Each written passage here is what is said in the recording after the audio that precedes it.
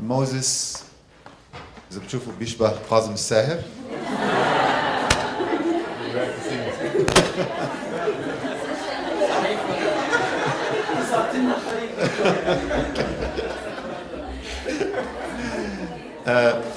دراساته عنده عدة مجالات أبحاث، منها هي الإعلام والهجرة أو التهجير immigration، وطبعا أكثرية دراساته بتركز على التربية الإعلامية، على الميديا ليترسي.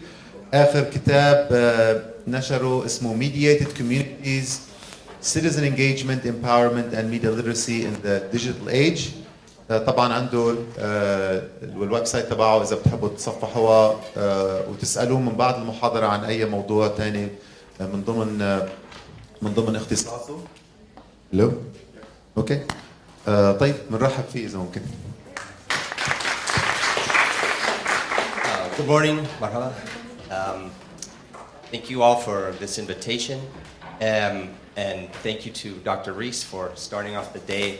I'll admit, as a junior faculty, it's a little intimidating to follow on a senior and a very esteemed colleague, one of the top published authors in our field.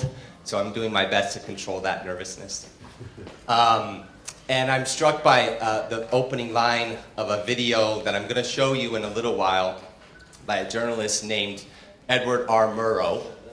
And I'm going to do my best to speak slowly because I tend to get pretty fast. I'm very passionate about these topics, and I'm going to go slow, I promise. But if I start speeding up, somebody tell me, okay?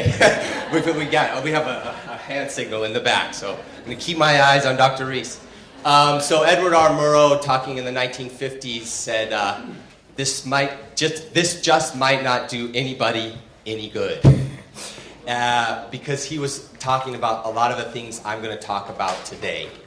And sometimes when you get into political economy, and we were talking about this last night at dinner, it can feel very consuming. It can feel very much as if, well, if the media is just controlled by all these political economic figures and they're controlling our minds and the things that we think, then why should we care? And that's never my point. That's never my intention. I'm going to show you some examples today that I think will have you scratch your head and say, wow, that is a pretty flagrant example of the way that news production can be manipulated for political and economic interests, but it's certainly not the entire system, okay? So my point is not to sort of turn you all into cynics, but into healthy skeptics, okay? And to frame it within some of the pedagogy and the frameworks around media literacy. So these are some of the key questions that I want to address. What do we mean by political economy of news production? Why is this approach important when we think about different approaches to media literacy, right? What skills are we gaining through this sort of dialogue, this critical inquiry that we're about to have? And within the context of MDLAB, which is Media and Digital Literacy Academy, right, digital, how can we update older models, which a lot of which were developed under the old models of the news, television, print, radio, right, before the internet for the digital age, because a lot of it still applies, a lot of it doesn't, and I think it's important that we sort of think more broadly and definitely more critically and clearly about what all of this means in the age of social media. Oops, get this thing figured out eventually.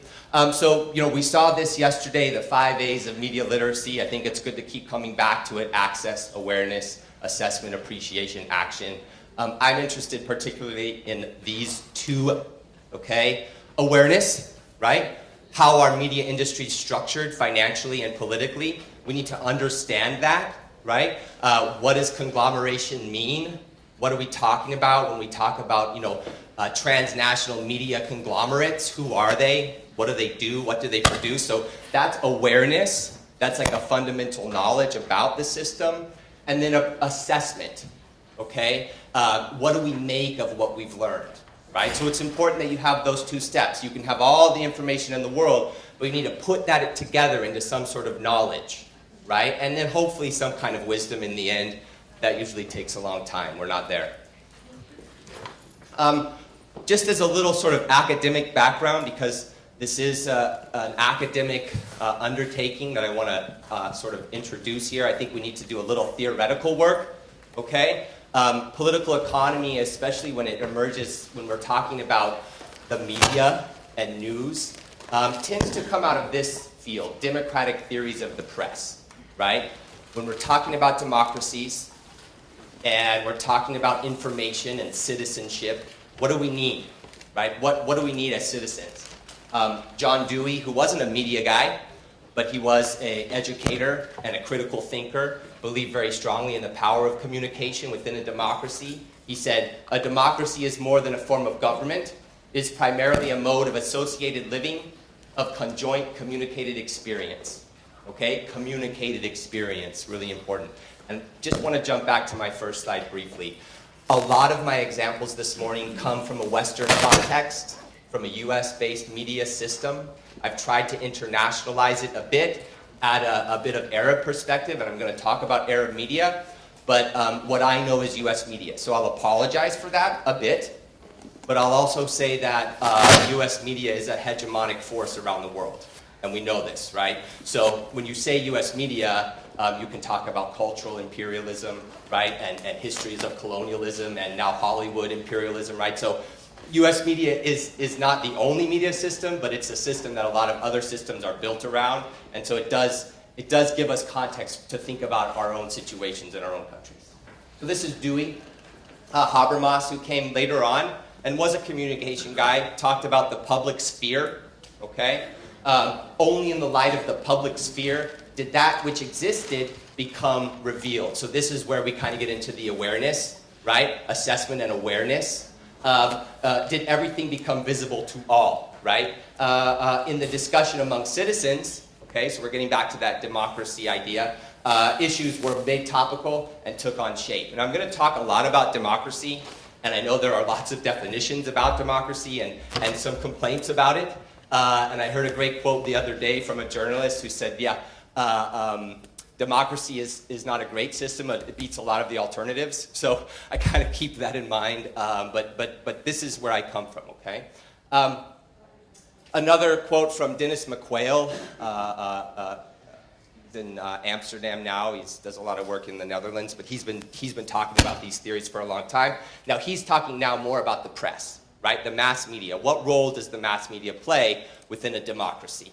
The existence of some kind of degree of public interest in the operation of the mass media has clearly been widely accepted, and it has much to do with the rise of democracy and of a public sphere in which opinions are formed and expressed by citizens on the basis of common knowledge and of widely held values. So this is getting back sort of into Dr. Reese's discussion about framing and principles. What are we looking for? What role, right? These are normative theories. That's what we use that term normative because it's sort of this idea that we have expectations of the press and the media within democracy. Do they live up to them? No, and we're going to see a lot of those examples, right? But the normative part is, well, this is what we would hope for.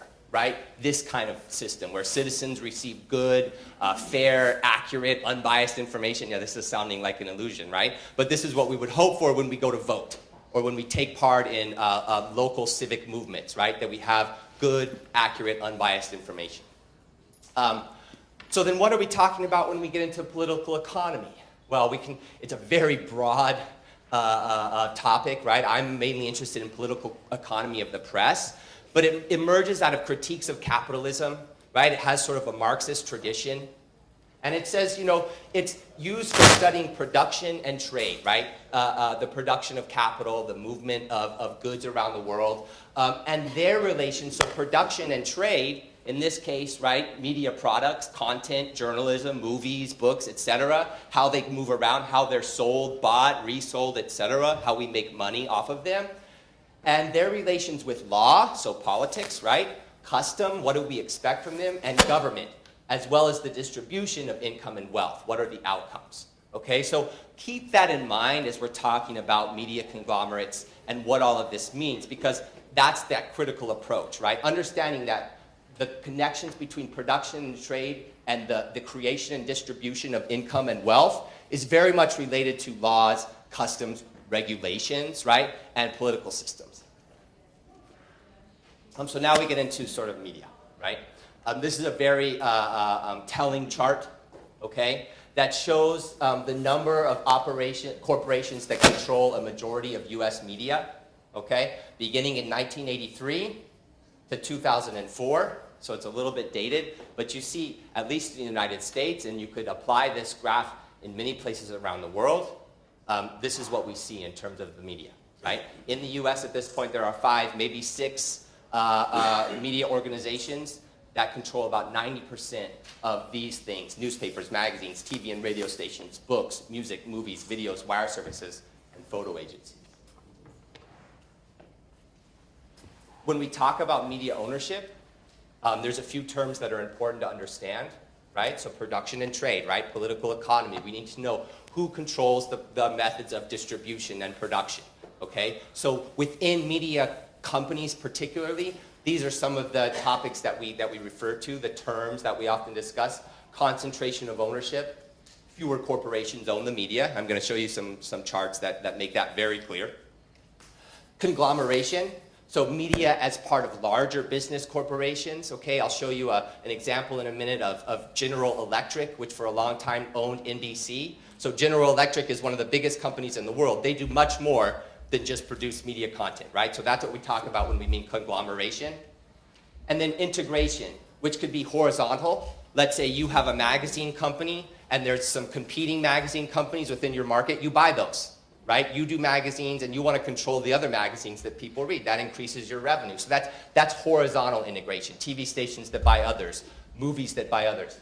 And then this creates cross-promotion, synergy, efficiency, right? You can lay off half your HR department, right?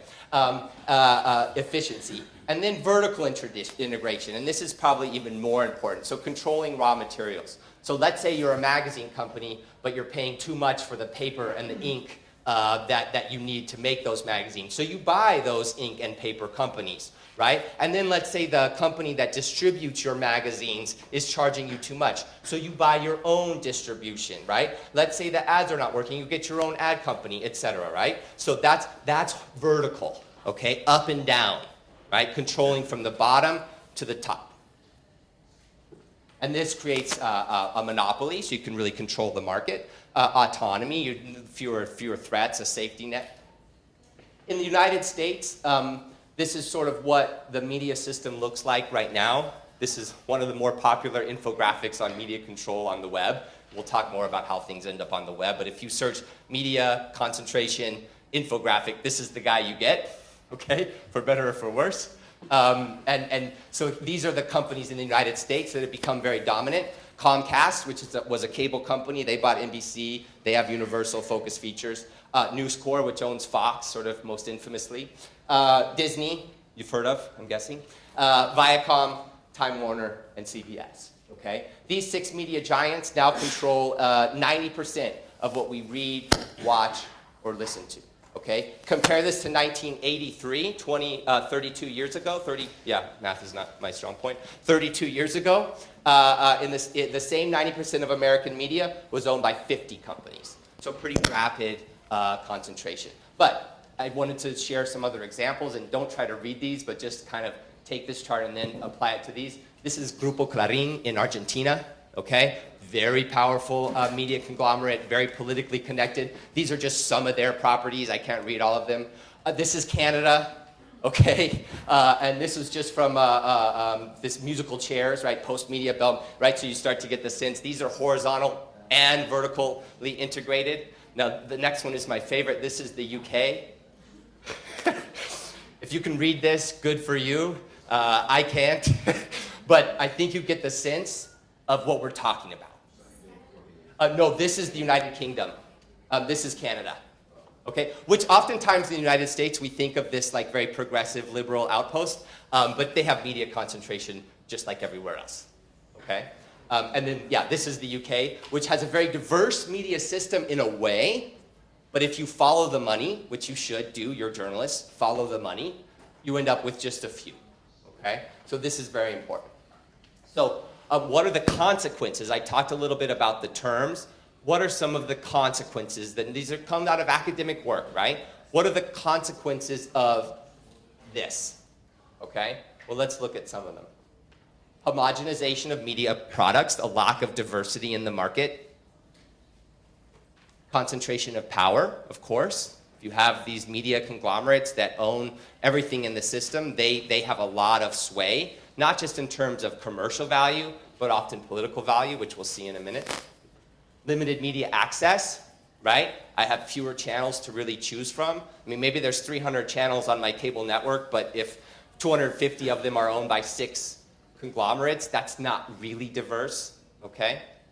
Blurring the line between news and business. We'll look at some examples of this, okay? This is a big problem. This is a big fear that people have had, and there's examples that come out all the time that certain things get covered or not, perhaps depending on the concerns of the parent company.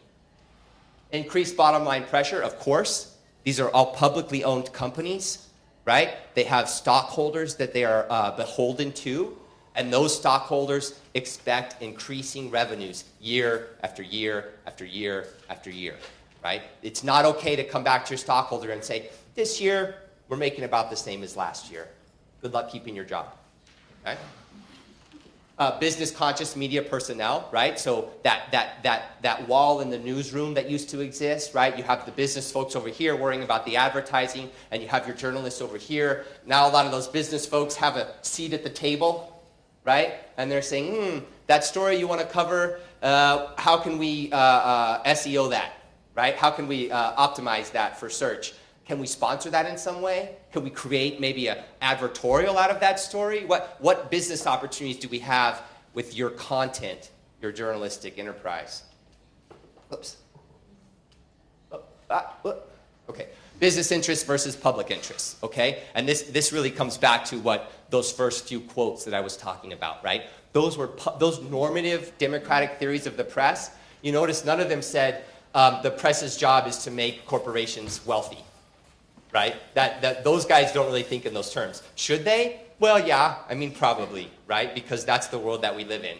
But that was never really part of the discussion, okay? So this is where we get into this. Now, am I the first to talk about this? Oh, I wish, right? I'm just here making all of this up. No, what I'm doing is I'm trying to synthesize a lot of really great work that's been done over the years, starting in the 1970s, right around the time 1983, right, where we started to see that concentration start to happen. It was a pretty quick, in the United States at least, a pretty quick deregulatory environment that was created, where a lot of the walls that had been put up over the years to keep, you know, a TV station from owning a newspaper, from owning a radio station, from owning a cable network, those went away, okay? So around the same time, Ben Dickian wrote The Media Monopoly, sort of worrying about this. What does this mean? If we worry about the press, right, in the United States, and the press is the only business that's mentioned in our Constitution. Okay, it's in the First Amendment. Okay, it's the only one that we say the government won't restrict the press, right? So we hold it pretty high up there, and a lot of countries around the world have adopted the U.S. Constitution, and they also think that the role of the press is important. So what did Ben have to say? Well, in the start of his updated version in 2003, he tells a story about flooding that happened in Minot, North Dakota, which is a place that no one in this room has ever heard of, okay? It's a small town in North Dakota that's had a lot of flooding problems in recent decades, okay? And it looks like this, all right? Now, in Minot, there is a radio monopoly, and that's Clear Channel, okay? Clear Channel owns an amazing number of radio stations across the country, and what they've done as a result of business pressures and an effort to increase their revenue year upon year is that they've syndicated most of their programming. So they don't tend to have local DJs.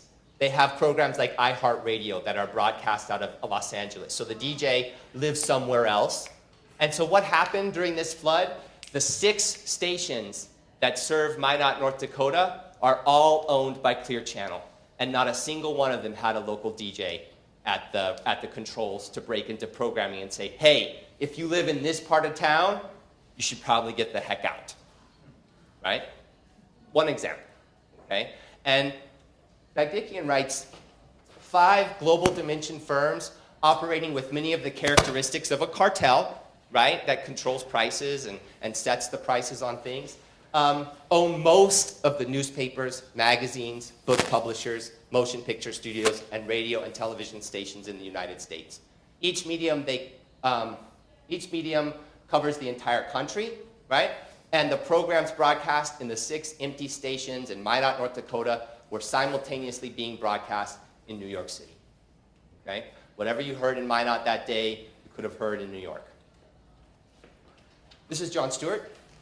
You've heard of him? Yes? Okay, good. He does a lot of media critique, as you may or may not know. And so he did this piece about NBC and General Electric that I wanted to share with you. These are very tough times for journalists, with seemingly each successive worldwide disaster being more and more perilous to cover. Watch this report from NBC's Richard Engel in Libya. This is amazing. You just hit. Can we turn it up a little bit? Yeah.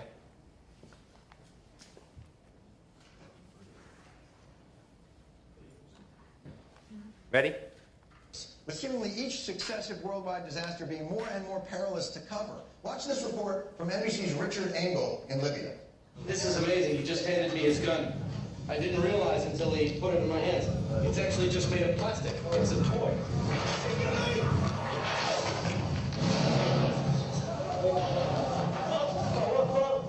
3 explosions, 50 yards away.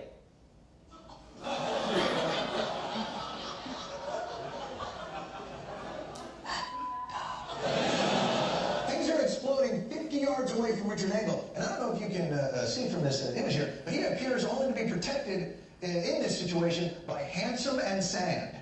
I got a lot of credit. It's incredible reporting in the field, let alone having to do it for NBC, which I've begun to notice carries with it one extra complication. See if you can spot it in their coverage of Japan's recent nuclear reactor crisis. Reactor number 1 is designed by General Electric, part owner of NBC Universal. Quick disclaimer, Japan's unsolicited poison steam bath is brought to you by the same terrific organization that brings you this broadcast tonight. You're welcome. That is awkward. You know, when you're calling someone to report about their role in a global radiation crisis, you kind of want to have to press 9 for an outside line. And I guess I never realized it before, but NBC News has to do this a lot. The coffee makers have the potential to overheat. GE, of course, is the parent company of NBC Universal. I should mention that fighter jet engine is built by GE, a part owner of NBC. Hospitals have been getting lots of calls about the scanners, many of them made by GE, parent company of NBC Universal. More than 200 companies, including NBC's parent company General Electric, have provided jets to politicians. Western Precision also did business with other sources, including taking loans from Wells Fargo and GE Capital, owned by the parent company of NBC. This is the most powerful engine in the world. Full disclosure, it's actually made by our parent company, General Electric. GE, parent company of NBC Universal, makes a whole lot of things, including LED lights, and we should have said so. The accused killer is a successful father of 3 before his arrest earlier this month. Newman was a manager in Atlanta for GE, the parent company of NBC Universal. You even have to do that for the murder guy? After raping the horse, the suspect washed the blood and semen off his clothes. We should inform you that the horse, the blood, the semen, and the stackable washer-dryer he used are all manufactured by GE, part owner of NBC News. Here's the thing about General Electric. It's a massive conglomerate with fingers in a lot of pies. Media, medical equipment, appliances, light bulbs, oil, real estate, aviation, trains, weapons production. Weapons and weapons production? Hold on. Let me go back to that footage we saw earlier. 3 explosions, 50 yards away. Chuck, give me a quick cutaway of the mortar hole. Son of a bitch! What kind of a parent company are you?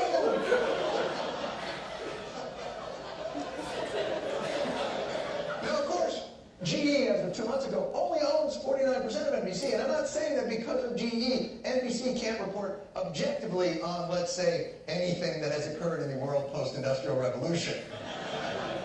But here's my suggestion to NBC. Own it!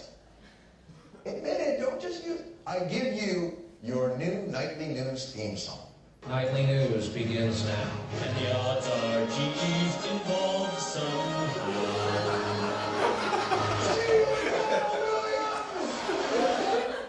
Great. One of the more brilliant media critics of our time, honestly, like, you know, we're gonna not be the same world without him.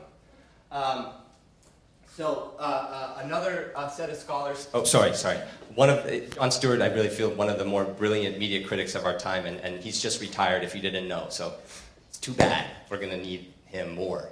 Another really important, and I'm sharing these with you in case these are books you might want to read. I'm not just throwing them up. This is a really seminal work by Edward Herman and Noam Chomsky, someone who doesn't get a lot of play in the US media. In fact, I'm guessing more people in this room have heard of Noam Chomsky than in the United States. He's published 100 books. He's an MIT professor. Good luck finding him on NBC, okay? So we can talk more about that, but I'll just share that with you. So they wrote this, Manufacturing Consent. They've updated a few times. It was first published in the mid-90s. And these are some of the points that they make. They developed what they call the propaganda model of the news, okay? Their goal was to try to explain the performance of US media in terms of basic institutional structures and relationships, right? So that political economy idea, right? You can't understand the news in a vacuum. You need to know what the relationships are that shape that news. Among other functions, the media serve, and these are quotes, okay, from their book. The media serve and propagandize on behalf of the powerful societal interests that control and finance them. Okay, and they do a really great job of building out really strong case studies, particularly about US media coverage of the United States intervention in Central America in the 1980s, right? Where we were secretly funding the Contras to fight the communist Sandinistas, selling weapons to Iran, and taking that money and then using it to help fuel this really bloody and horrible war, right? So talk about some framing that went on in the 1980s. Right, where we just didn't talk about those guys, okay? So they use that as an example. They talk about structural factors, ownership and control. We just saw an example of that, right? Comes from GE. Dependence on funding sources, advertising, another influence, right? If you're worried that advertisers might pull out, do you stop talking about a subject? And I'll show you some examples of that in a second. Relationship between media and those who make the news, okay? So pundits, right? Experts, okay? And the model describes forces that shape what the media do, okay? Does not imply that propaganda is always effective, right? This is really important. Just because there's a model doesn't mean that everything the government wants NBC to say, it does, right? These are ways of understanding the media system, not of knowing how it works, not of digging up some conspiracy that we always suspected, but we do need good tools, right? Media literacy gives you a toolbox, right? Political economy gives you a tool to go in that toolbox, okay? Use this along with framing and the other things we're going to talk about, okay? Examples of the propaganda model. These are recent and probably familiar to a lot of you in here. There's a great group called Fair and Accuracy in Reporting in the United States that looks at, how do media cover different topics. For example, last year or 2 years ago, during the Syria conflict, when there was a lot of talk in the US media about whether or not we should bomb Syria, right? There were a lot of experts, right? So pundits, talking heads, bloviators, right? Fill up a lot of airtime these days on US cable news, right? Mostly because they're cheap, okay? Foreign news bureaus have been cut by 90% worldwide under this political economy, right? It's too expensive to have a foreign correspondent.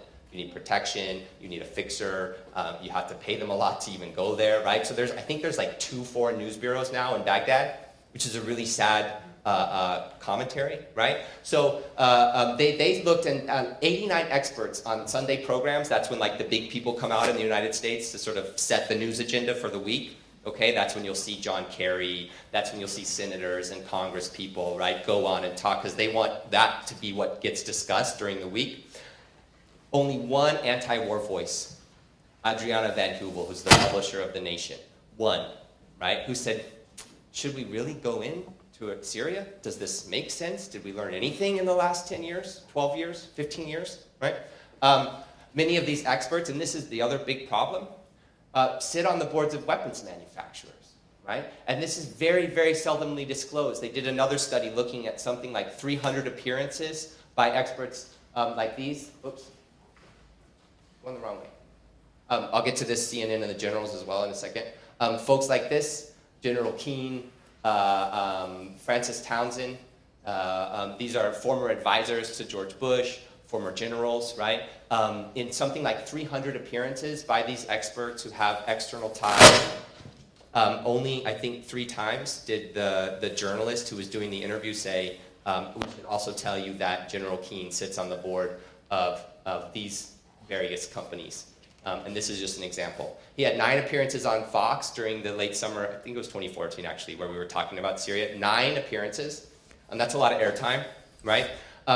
In the meantime, he is a special advisor to Academy, the contractor formerly known as Blackwater, a contractor very much connected with the Iraq War. A board member to tank and aircraft manufacturer General Dynamics, a venture partner to SCP, an investment firm that partners with defense contractors. In 2013, General Dynamics paid him $258,000. That, to me, feels like a conflict of interest, right? There was Raytheon produces Scud missiles, which would be used in Syria, where we would go in and bomb, right? And when these guys would go on the air, you could actually track the stock prices and see them go up. And these guys oftentimes own stock as a part of their connection with these companies. So these are the problems that are inherent in a system where we don't understand the back connections. What's happening behind what's being said, okay? Yeah. This is a story that came out in 2008 from the New York Times that won the Pulitzer Prize, okay? And the lead up to the war in Iraq, which was controversial, there was debate, not everybody thought it was a good idea. The Pentagon had a series of retired generals that they would send on to the news programs. They would give them their talking points, they would explain to them what needed to be said, and then they would send them out into the news sphere to push that idea, right? This is what we're gonna do, and you should listen to these guys because they're the experts, right? Very, very, very seldomly were any of the connections made, and very seldomly did they say, yeah, well, we also had a meeting last week with the Pentagon where we were given a lot of this information, okay? So these are some of those connections that exist, right? Robert McChesney, another really prolific media critic who's written a lot about political economy, right? So we talked about McQuail and we talked about Herman and Chomsky and Begdickian. Here's another one that if you're interested in these things, you should read. This is probably one of his better known works, Rich Media, Poor Democracy. So he really ties it back into democratic functions, right? How do we understand the democratic function of the press within this concentrated and conglomerated system? He writes, the media have become a significant, he calls them anti-democratic, okay? He's pretty extreme and outspoken in his views. A force in the United States and to varying degrees worldwide, you know, a point that I was making at the beginning. The wealthier and more powerful media giants have become the poorer prospects for participatory democracy. This concentration accentuates the core tendencies of a profit-driven, advertising-supported media system, hyper-commercialism, and denigration of journalism and public service. It is a poison pill for democracy, okay? Not everybody agrees with McChesney. We were talking about him the other night. I think this is his beat. This is his drum that he pounds, right, year after year. But you just keep seeing examples crop up over and over. And I want to share a few with you from US history. This is a clip from a movie called Good Night, Good Luck. Has anybody in this room seen it? No? Sarah? Good. I would recommend it. Yeah, you've seen it. Anybody heard of Edward R. Murrow? Is that a name that rings any bells? No? So Edward R. Murrow is one of the better known journalists in the US history. He started in World War II, was broadcasting on the radio from London. In fact, that's where he got that saying, good night and good luck, because the Blitz was about to happen.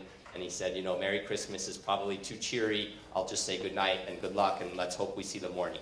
Very revered, very esteemed, sort of seen as the father of modern American journalism, particularly in broadcasting, because once he was done with radio, he started a TV show, okay? And it was a pretty, it was like an early 60 Minutes, if you've heard of 60 Minutes, where he would do investigative reporting. He would bring people on to do interviews, okay? And it was during the 1950s, right? When there was what was called the Red Scare, okay? And we had a senator from Wisconsin named Joseph McCarthy, and he was going around rounding up Reds, looking for communists, yep?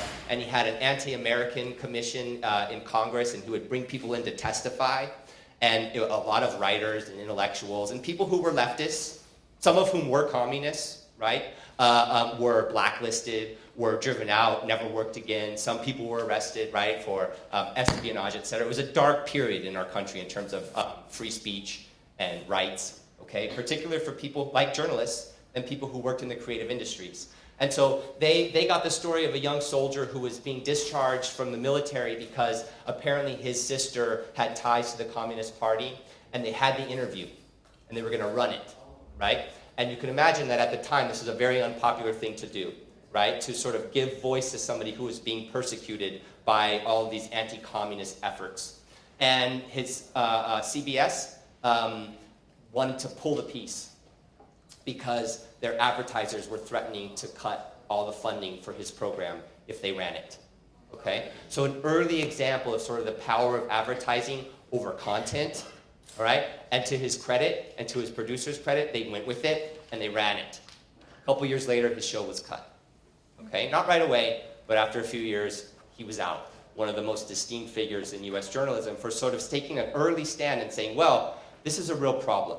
How can we have a news system that doesn't support open and honest investigative reporting if it's always worried about catering to advertisers who are worried about catering to political, cultural, and economic forces. So test, yeah. So you can see that his run-in with corporate media left him a bit jaded, right? And he was saying things that you'll hear a lot of sort of journalists of his ilk, and there are very few anymore. I would recommend Bill Moyers as one, who still say these things, right? Lights and tubes in a box. Another one that I would point out, also based on something that really happened in the 90s. This is a movie called The Insider with Russell Crowe and Al Pacino about a man named Jeffrey Wygant, who was a whistleblower on big tobacco, okay? So for about 50 years, tobacco had been denying, right, that cigarettes were bad for you, and using all of their powers of public relations and control through media sources to get that out there, right? Doctors who would say, no, have a lucky strike every day, it'll be good for you. They even had that, it's good for you. They had studies that showed that it would be good for you. He came out, he was the head of research. He was a chemist, is a chemist, and head of research for Brown & Williams, one of the biggest tobacco manufacturers in the country. He called Lowell Bergman, a journalist who I've actually met and worked with, played by Al Pacino in the movie, who was working for 60 Minutes, and he said, I have a story for you. I know that they know that tobacco kills. So they got him to testify. He didn't want to. He had signed a non-disclosure agreement saying that if he spoke, he could be arrested. Nothing that he learned when he worked at Brown & Williams could be shared with the public. They got him to go through all of that. At great personal expense, Jeffrey Wygant lost his family, lost his wife, lost his house, his job. They were sending people after him, scaring his family in the middle of the night. And so he was a man of great principle. And he went to 60 Minutes, and in the end, 60 Minutes tried to kill. You want to use that one? Sorry, man. Yep. We'll try to solve it tomorrow. Okay. Sure. Sorry. Sorry. That's okay. And so 60 Minutes tried to kill the broadcast. And Lowell Bergman resigned in protest, and it turned out that 60 Minutes was getting ready to have a major corporate merger with a large company, and the lawyers who were advising them not to run the piece were actually going to make a lot of money in that. And the movie's a really great example of sort of the powers and pressures that can shape news footage about topics that are incredibly important in a democracy, right? The fact that tobacco kills people. So how many millions of people died while Big Tobacco was pretending that they didn't? And this was a story that CBS, one of the most respected and revered news programs in the country, 60 Minutes has won more Emmys than any other news program, been on the air longer than any other. They were willing to pull that with sort of corporate pressure involved. And so now, in the United States, who knows who this is? This is the Donald, as he's known. And the next president, he's currently the top Republican contender for candidate in the United States, winning in all the polls. He's a billionaire. He spreads money around like you wouldn't believe, because it helps when you're a billionaire to spread money around. He's also a TV star. And he has a reality show called The Apprentice. I can't believe I'm even sharing this. It feels so unreal. I mean, I think in the US right now, we feel like our political system has turned into this big circus, right? That it's just a reality TV show.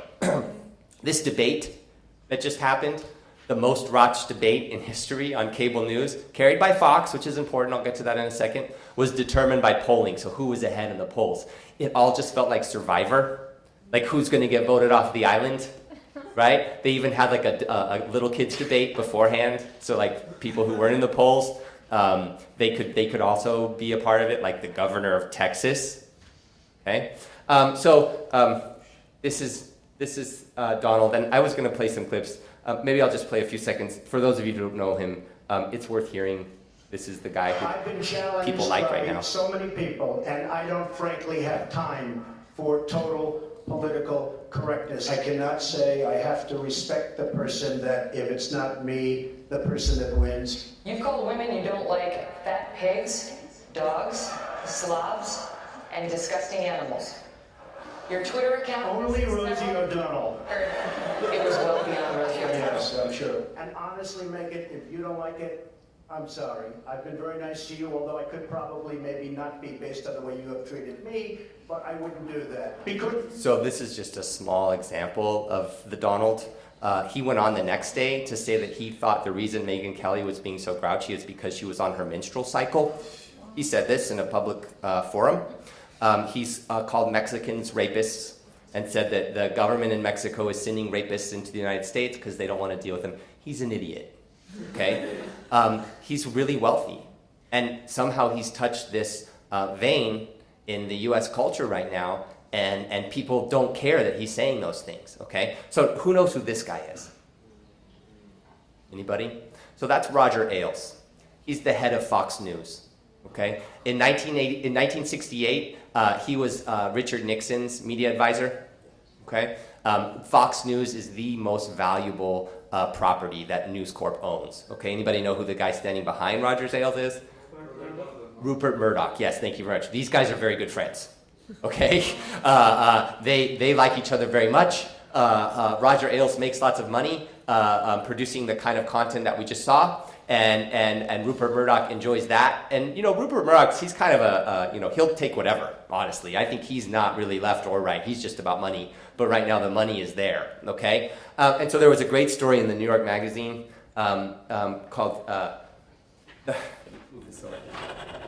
The Fox News GOP debate could draw the biggest audience in cable news history, and Roger Ailes is making all the rules, okay? And so Roger Ailes just doesn't come out of nowhere. Right? This is a political player. And there's some great quotes that I want to share you from the article. One is, in 1968, Roger Ailes boasted to a reporter that television would one day replace the political party as the most powerful force in American politics. I think he was right.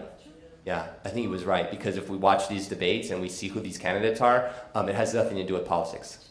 The things that Rumsfeld is saying, most Americans don't agree with, right? But that doesn't really matter anymore. And Roger Ailes knew that. He's a smart guy, okay? And then this one is great. On the one hand, and there's a lot of kind of like inside politics stuff here, so I don't want to throw out too many names that you're not familiar with, but on the one hand, Ailes is certainly hoping to produce the best television. Of course, they had 24 million people watch the debate, which would give the unpredictable Perry, this is Richard Perry, Perry from Texas, and he kind of goes off. And people will want Perry just because of the oops factor. Like, he had this blank in 2012 where for like 30 seconds he didn't say anything because he just kind of lost his mind for a minute. One GOP media advisor said, referring to Perry's infamous brain freeze from 2012, others stressed Kasich, this is the governor of Ohio's close relationship with Ailes, an Ohio native. He's from Ohio. This is a United State.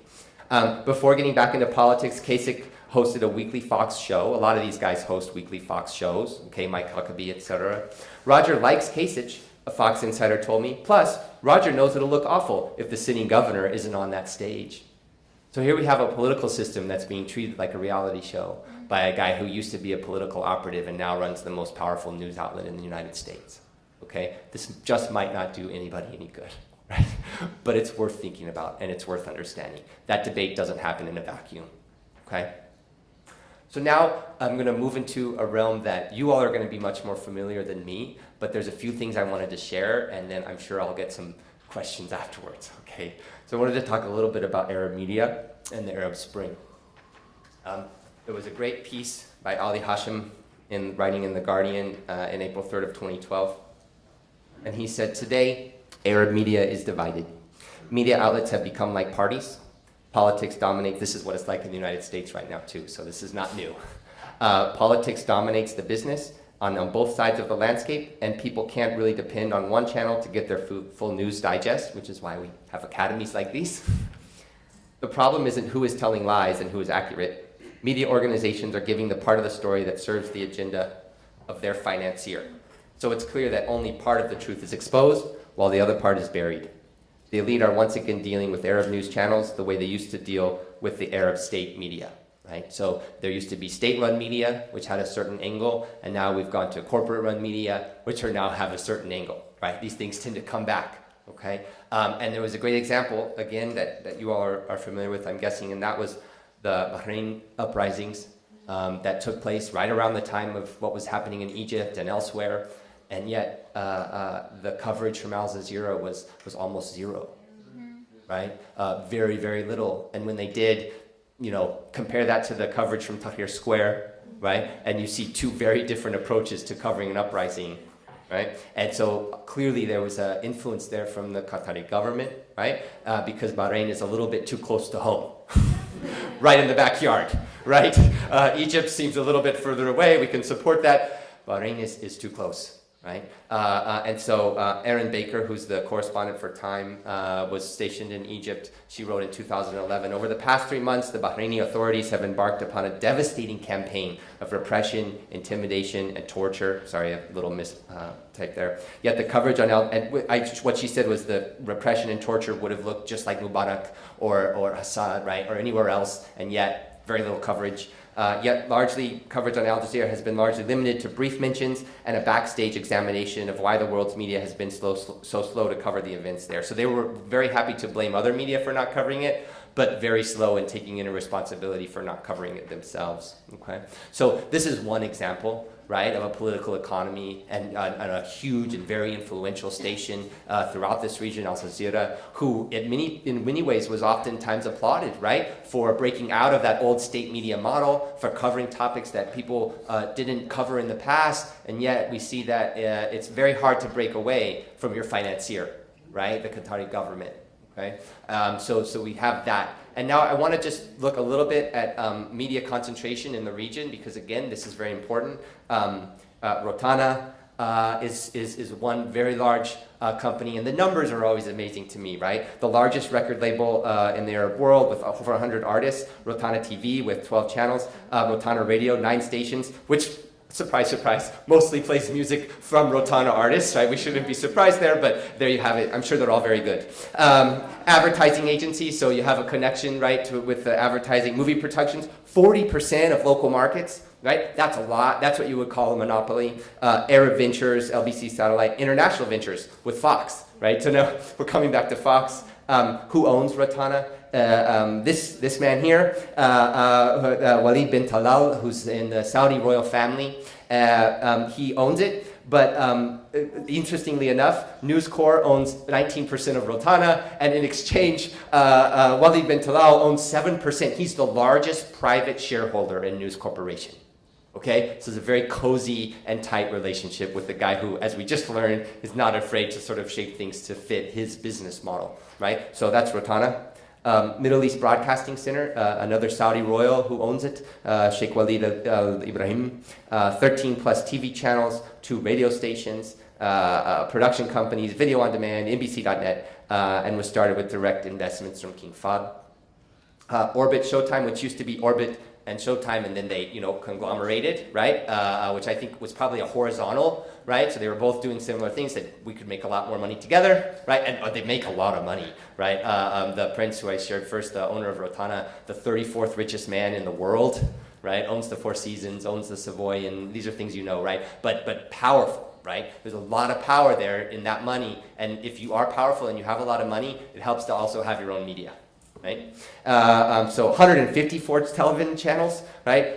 Numerous Arab and Western media via satellite. Maurid Holdings, which is part of it, so here we have like vertical, right, and diversification, like General Electric. So they also are involved in baking, perfumes, cosmetics, telecommunications, satellite television, restaurants, and radio networks.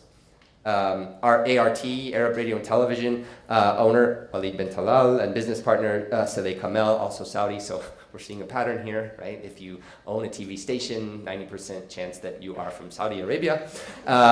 Numerous stations, satellite services, programs, studios, etc. OSN and ART have several joint ventures, so they see benefits in working together, right? So what does all of this mean? I would love to hear from you. As I finish, I just have a few more slides, right? What kind of coverage do we see of Saudi Arabia throughout the region? I have a guess.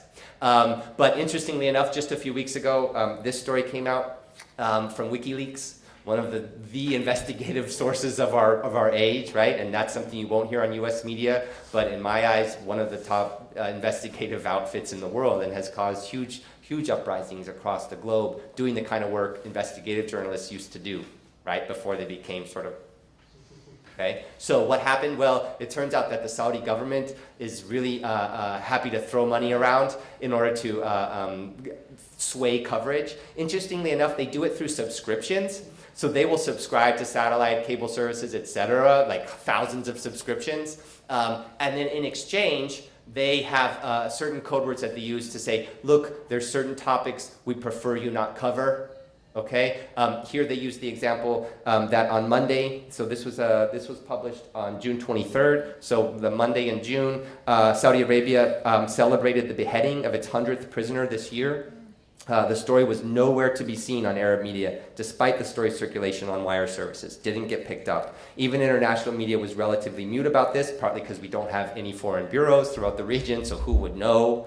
How does a story like this go unnoticed? Well, WikiLeaks has some cables that show exactly how it goes unnoticed.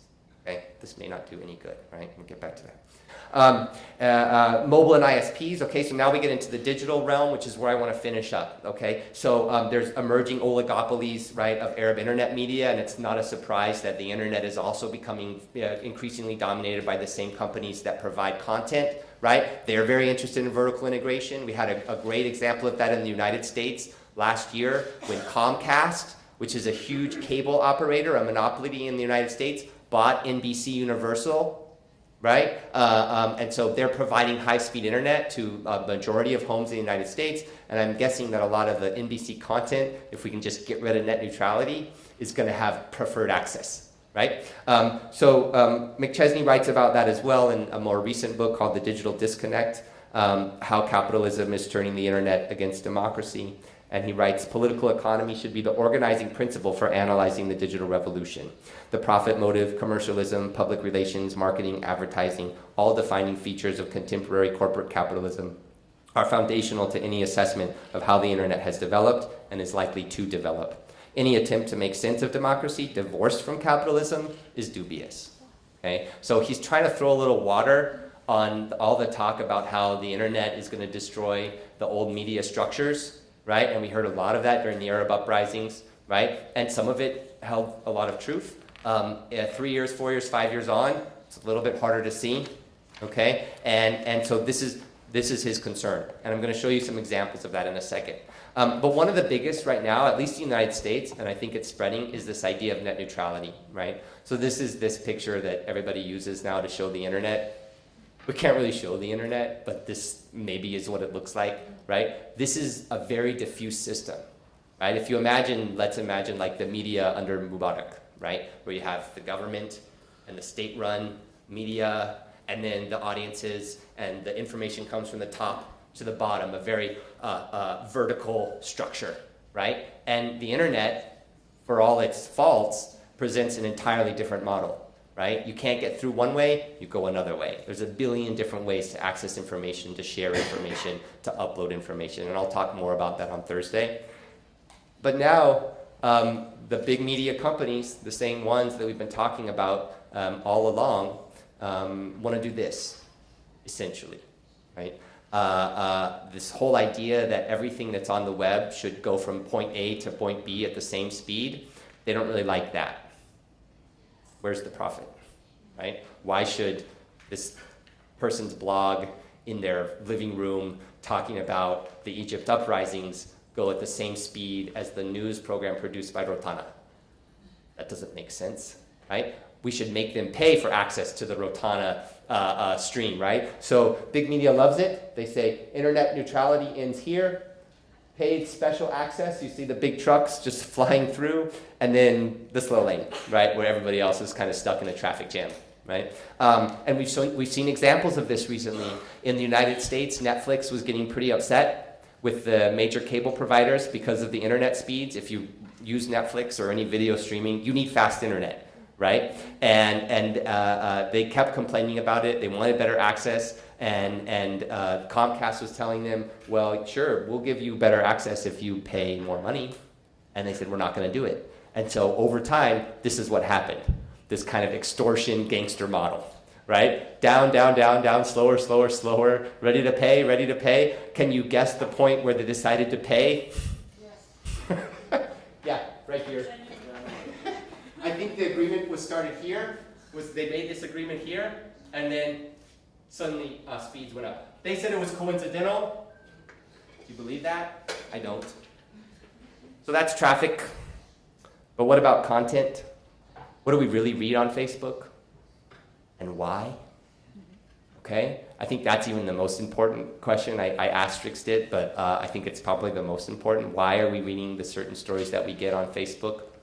And there's been some great reporting on that just in the last year. This came out just a couple days ago. YouTube, Facebook, theft, lies, and Facebook video. And this guy was writing from his perspective as a small company owner who produces videos for YouTube, realizing that Facebook, because he was putting stuff also on YouTube, was lowering the number of shares and likes and views that his videos were getting on Facebook, right? And they would never admit to this. Right? The problem with Facebook is that nobody knows how it works. It's the most powerful company in the world, along with Google right now when it comes to the internet, and totally opaque. Right? If it were a country, it'd be the third largest in the world, right? And it'd be run by Mark Zuckerberg, who's like, I don't know, 15 years old. I can't keep track, right? And kind of sociopathic if you hear the things he says, right? So this is one, okay? And then this is a site that, if these are things that interest you, I would really recommend starting to read. It's called The Awl, A-W-L, which is a thing used for piercing leather, a sharp spike for piercing leather. And they have this series that they do called The Content Wars. And they have some of the smartest analysis of what's going on online right now, what's happening online in terms of how do things get shared, who gets to read what, why do things get shared, where does this traffic come from. They wrote this, the next internet is TV, okay? And said that in 5 years, I'm just watching NFL endorsed ESPN clips, so these are all big corporations, through a syndicate with a messaging app, and Vice, which is another growing online media organization, great reporting, right? But becoming dominant, is just an age-skewed Viacom with better audience data. And I'm looking up the same trivia on Genius instead of Wikipedia, and publications are just content agencies that solve temporary optimization issues for much larger platforms, right? How do we get our content out there? How do we get it shared? How do we get it viral? What will have been the point of the last 20 years of creating things for the web? So he's very concerned that the concentration we see in television and in the major cultural industries is being duplicated online. Right? And Dr. Rees mentioned, social media and framing, but what we're seeing actually is a lot of the old patterns that we've seen across time. And this is from The Verge, another great site I'd recommend if you're interested in digital reporting and digital media, very popular, also very viral, right? But they did a story on The Awl, because all of a sudden these two guys out of Brooklyn are getting a lot of attention because of the things they're saying. They're kind of saying the emperor has no clothes. Okay, they're kind of pouring a little water on the Silicon Valley sort of utopia that we've entered this new realm of content production, right? That anybody can get out there, anybody can start an app, anybody can get a startup. And he says, as more content is published directly onto Facebook, right? Straight to Facebook, doesn't go through a site, right? Doesn't come from another company. Users will gradually lose a sense of who's producing what. Right? The most consequential journalism becomes just another unit of content, and here we're talking about democracy now, right? He said the J word, okay? So they're concerned too if they're using that word. The most consequential journalism becomes just another unit of content in a single stream of music videos, movie trailers, updates from friends and relatives, advertisements, and viral tidbits, and we could probably say pictures of cats. From sites adept at gaming fast-changing algorithms and behaviors, right? Oh, this is what's working this week. This is the kind of story that people want to see this week. Readership that seem large now will turn out to be as ephemeral as Snapchats. Okay, you snap, right? You guys are all familiar with that app. It disappears after a few seconds. Okay? So here's another piece that they shared, and this I really love. So they were looking at these statistics that come out every month on the most shared sites on Facebook, okay? So let's just be clear. Facebook now drives like 30% of internet traffic in the world, okay? So we're talking about a pretty influential platform. So it's not like I'm just some blog somewhere. Facebook. These are the most shared sites. The Huffington Post, Playbuzz, BuzzFeed, right? One of the top sites on the internet. Fox News, okay, well, you can disagree with them, but they are a news outlet. NBC News, also, you could disagree, but The Guardian, BBC, The New York Times, Mail Online, and IJR, and they asterisked it because nobody really knows what IJR is, but if you look it up, it's Independent Journal Review, okay?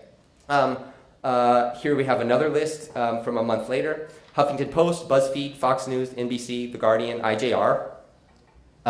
New York Times, Mail Online, Upworthy, okay? Playbuzz again, right? Okay, well, so in the article he says, well, you could look at these two and have some hope, right, for the future of journalism. These are news organizations at least, right? BuzzFeed has their own news department now. They're hiring really good journalists to work for them. They got a lot of money. New York Times is on there. The Guardian is on there. I mean, if you're looking for a Western perspective, I guess you feel happy about this, right? I don't see any Arab media networks there. Okay, but so he says this is I can feel kind of optimistic looking at these. Then he shares this. So I'm sorry that it's so small, but I had to put the whole thing. These are the top stories that were shared. Okay, let me just read through them. Number 1, Playbuzz. How good is your memory? 2, Latin Times, which nobody ever heard of. Scientists find drinking wine is better than going to the gym. Yay! At what age will you die? Which badass woman were you in your past life? Is your subconscious obsessed with blank? Which magical creature are you? Actress Betty White, 92, dies peacefully, DYES, in her Los Angeles home. What are you most inclined to be addicted to? 12 reasons why your brother is the most important man in your life. Which Little Miss character is just like you? These are the series of books. These Little Miss Angry, Little Miss Happy, etc. So then he runs down. He says, well, here's what these are. 1, quiz. 2, thing that is basically false, but it's owned by IBT Media that hosts stories with headlines like 10 Latinas who've definitely had plastic surgery, which, unlike most stories on the site, does not carry a byline. Quiz. A death hoax from a site that is comprised entirely of fake stories and satire intended to be shared by people who don't realize that it's satire. Okay? A quiz, Elite Daily, sad face because nobody knows what that is, and a quiz. These are what was shared on Facebook. Okay, these are the stories, right? And so, Facebook would like to have more news content on their site, I think. This is what people share, and we could blame ourselves in a way, right? We could blame Facebook's algorithm because we don't really know how it works. So recently, starting last fall, Facebook made an offer, kind of like the mob, kind of like a mafia, to news content providers, which we used to call journalists. And they said, we want you to keep your stories on our site, right? We'll call it news, I forget it has a title. They came up with some corporate title for it. And if you do that, we'll set up some kind of revenue sharing with you. right? And you can put ads that will either split the revenue or you can do your own sponsored ads. But mainly what we don't want is people to leave Facebook. We don't want them to go to your site. If you post a New York Times link on Facebook, it'll stay there. It'll load faster, yay, right? But implied in that offer is what happens if you don't do it, right? Well, your stuff just might disappear. Ever notice how certain friends just don't show up in your Facebook feed? Things you're interested in just aren't there. Ever wonder why?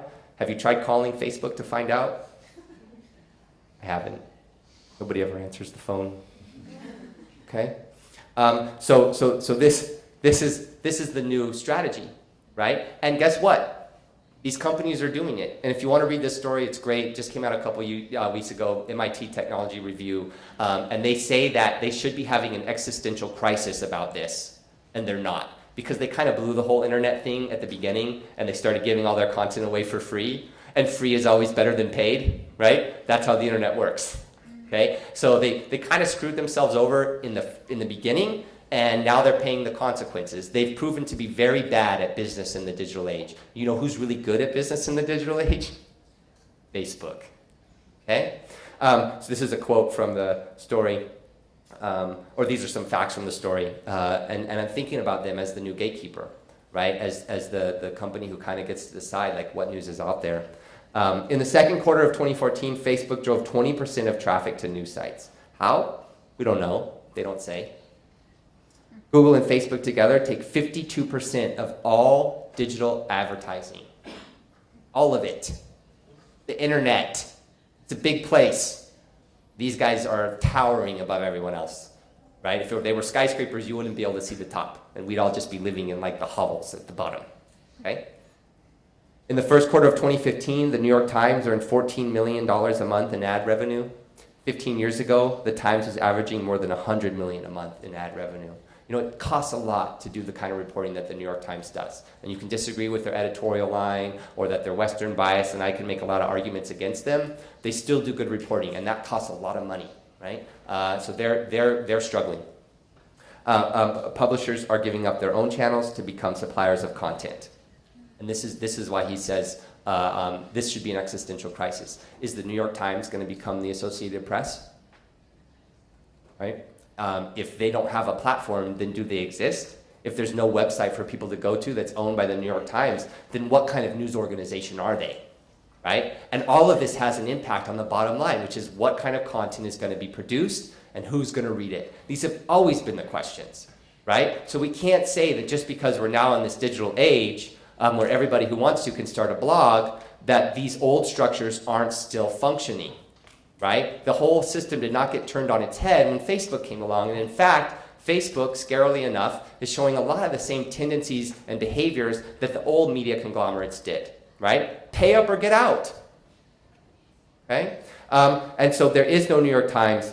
There would just be New York Times articles, right? With less and less money with which to produce them. So I want to put all this in context, and then I'll finish. The political economy approach to news production is not an attempt to uncover a conspiracy. Okay, that's why at the very beginning I used that quote from Edward R. Murrow, because I kind of feel the same way. Like, I can tell you these things, I don't know what good it'll do. You probably already knew them. I'm trying to put some pieces together for you. I'm trying to make you more literate in terms of how we think about media production, consumption, distribution, political influence, etc. Understanding the forces shaping news production are really key to the awareness and assessment skills that are a core function of a media literacy education, okay? If these weren't things you knew today, then great. I'm glad you can walk out of here with just a little bit wider understanding about not only how it functioned in the past, but I really want you to follow what's happening right now online. The decisions that are being made by companies like Google and Facebook are having a huge impact on the news industry. And if we think that news is important in a democracy, then we should be paying attention to what they're doing.